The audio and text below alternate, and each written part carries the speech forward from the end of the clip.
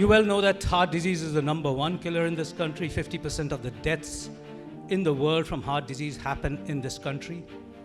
And it's all because of this little arteries which run on the surface of the heart, and a blockage in one of them leads to heart attack, leads to death. And this technique of blowing up little balloons, and by the way, these are 2 and 3 millimeters in diameter, so they're really very small. And we approach them from the groin, non-operatively, put these little balloons into the arteries of the heart and open them up. And this technique we started 35 years ago recently. Over the last 7-8 years, I've been closely involved with development of a very fascinating device. This device is now made of plastic, no more metal. It is programmed, because it's PLA, it's programmed to dissolve over a period of 3 to 4 years from within the coronary arteries. Remember, those metals which we were putting inside the arteries of the heart could not be taken out. It was like a plaster which was left forever. So I've been involved in the development of this device, which is a dissolvable stent.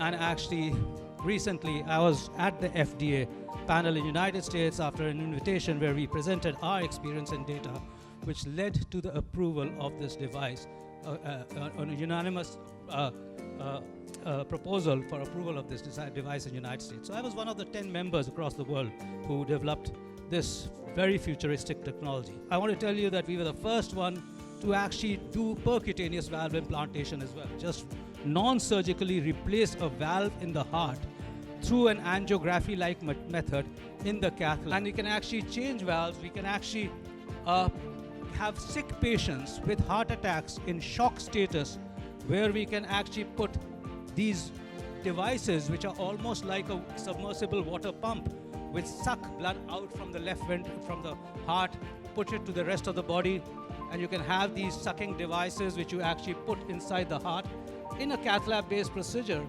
And a patient who comes in shock, airlifted, on a ventilator, on support systems, with a blood pressure of 70, walks away 5 days later, being a very thankful to us who's managed to save the lives, who actually deals with life every day. Would actually be the fact that we go into the 21st century combining spirituality with science, which will treat all the ills of the society.